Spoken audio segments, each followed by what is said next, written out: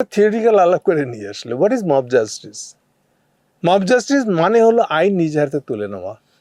একটা লোক চরম ঘৃণিত লোক, অথচ তার বিরুদ্ধে সরকার যখন অ্যাকশন নেয় নিতে দেরি করে, পিছলি করে, তখন পাবলিক নিজে যখন আইনটা নিজের হাতে তুলে নেয়, এটাকে আপনি নেগেটিভলি বলতেছেন মব জাস্টিস। আপনি উল্টোটা দেখেন, আপনি সরকারে ছিলেন, আপনি অ্যাকশনে যান নাই কেন?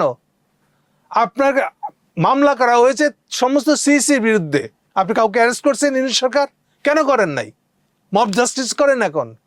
কাকে মব জাস্টিস বলছেন? আপনি আগে নিজেকে জিজ্ঞেস করেন, আপনি সিইসি গুলোকে অ্যারেস্ট করেন নাই কেন? মামলা করা হয়েছে, মামলার কোনো রিয়াকশন নাই কেন? মব জাস্টিস করতেছেন? আসেন না মব জাস্টিস দেখাই আমরা। জামাত ইসলামের পত্রিকার সম্পাদককে অফিস থেকে চ্যাংদোলা করে ধরে নিয়ে আসেন নাই আমেরিকা করে নাই? জি, আবুল আসাদ সাহেব দৈনিক সংগ্রামের সম্পাদক, এবং উনি একই সাথে বর্ষিয়ান সম্পাদক, যিনি সেম একই কারণ। আপনার মাহমুদুর রহমান, জি, তাকে যে মামলা দিয়ে পুরো বাংলাদেশ জুড়ে মামলা দেওয়া হয়েছে, উনি সর্বত আইনের প্রতি শ্রদ্ধাশীল হয়ে কুষ্টিয়ার মামলায় ফেস করতে গেছেন, ওখানে ওনার মাথা পাঠায় দেওয়া হয়েছে আদালতের এজলাসের মধ্যে। তখন মব জাস্টিস কোথায় ছিল?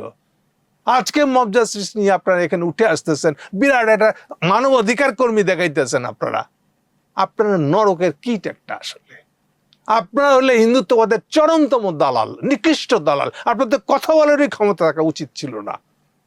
আপনারা আসছেন আমাদেরকে মব জাস্টিস শিখাইতে। তো মব জাস্টিস বন্ধ হবে, আগে অ্যাকশন নেওয়া শুরু করেন, সরকারের দিকে আঙুল তোলেন আগে। সরকার অ্যাকশন না নেওয়ার কারণে যে মব জাস্টিস হবে, এবং সময় মব জাস্টিস জাস্টিফাইড। এই সরকারকে, যে অযোগ্য সরকার চুপচাপ বসে আছে, তো পাবলিক কি বসে বসে দেখবে?